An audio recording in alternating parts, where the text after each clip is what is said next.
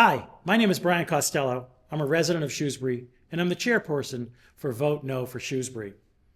I'm here to address the complicated issues around the special election taking place this Tuesday, February 4th. A lot has changed since the town meeting that directly impacts how we should vote in this election.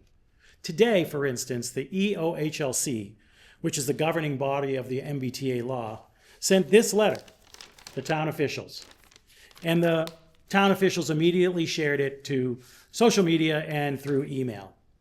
The letter, on its face, is an attempt to scare voters into a yes vote.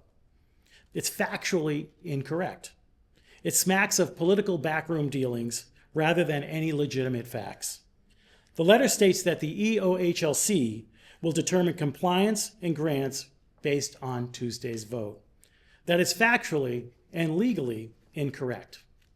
The SJC ruled quite forcefully that the EOHLC cannot determine compliance until legally promulgated guidelines have been put in place. That has not happened.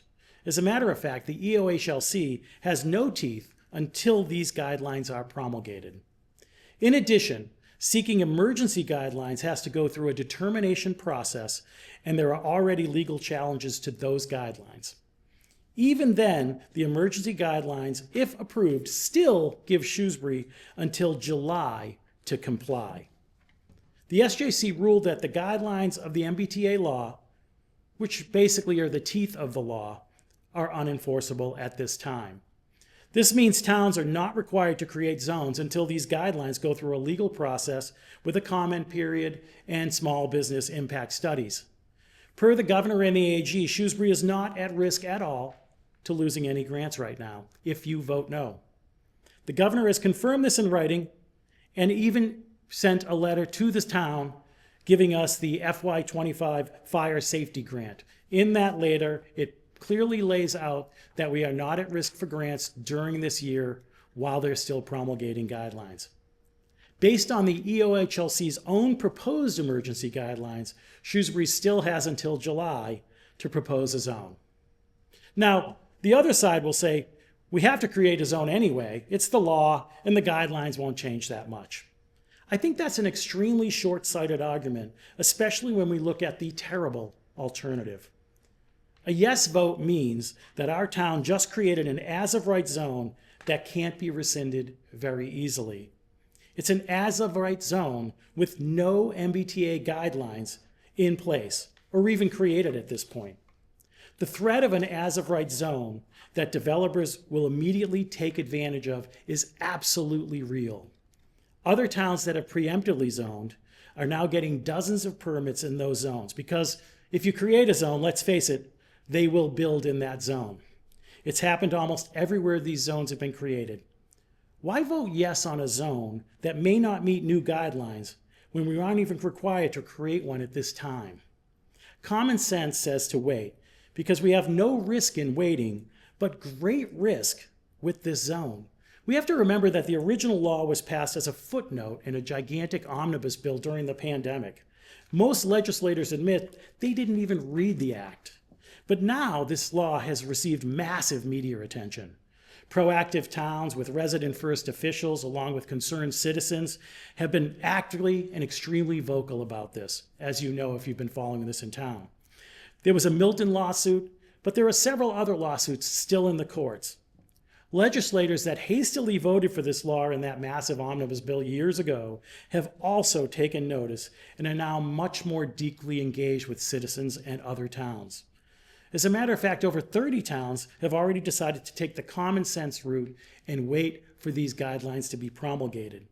In addition, there are 23 bipartisan bills filed to change this law, create more common sense guidelines, and move from this one-size-fits-all regime that we have today.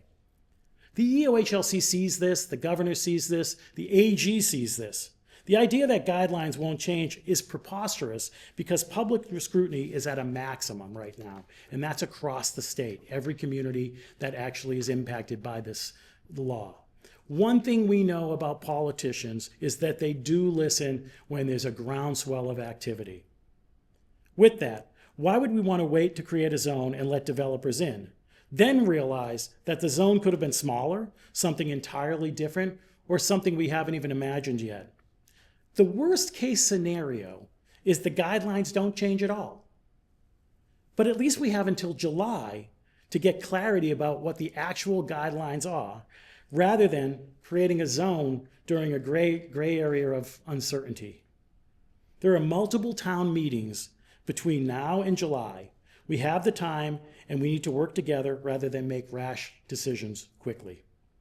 Why are we rushing to put this zone in when we have no risk for grants?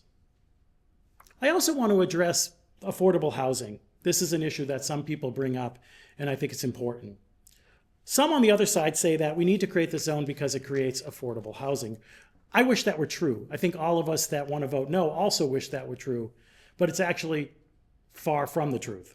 The MBTA law does not require affordable housing, and the law is for developers to build large, expensive, market-priced developments. It doesn't allow for towns to require age-restricted housing, and developers can even opt out of town-based affordable housing by just writing a check. We all agree we'd love a way to address housing for older residents, for young people looking to stay in town, and for those with restricted incomes. Unfortunately, this law provides none of that. Common sense says to wait. Common sense says the game has changed, and a zone for the sake of a zone puts us at far more risk to zealous and opportunistic development than being prudent and either saying no or just waiting a little bit. A yes vote opens up large development, more congestion, more children in the overburdened schools we already have, and no idea if we're going to actually meet any state guidelines. The letter sent today was in reference to unenforceable guidelines and was a feeble political ploy to influence and impact the outcome of this election. Ask yourself a simple question. Who benefits from having a risky zone created before any guidelines and over half a year before we're required to? You know, it reminds me of an analogy. This is like actually going to the doctor and getting a brace on your arm, a cast on your arm, because you think you might break your arm in July. It makes absolutely no sense. You don't benefit. Our schools don't benefit. Your kids' class sizes don't benefit. Our congested roads don't benefit. So ask, why now when we have so much time? Are we that eager for developers to just swoop in? Do we really want to risk it, especially when we have plenty of time? A no vote means you benefit. Our schools benefit. Common sense, for a change, wins the day. A no vote puts us at no risk for grants and gives us time to create better zoning to protect our town from overdevelopment. If you have additional questions, please reach out on Facebook on our Vote No for Shrewsbury page or on our website, noforshrewsbury.org. As a reminder, the polling times on Tuesday are only 2 p.m. to 8 p.m., so please make sure that you get out and vote. I ask you for your common sense, no vote, and I thank you for your time.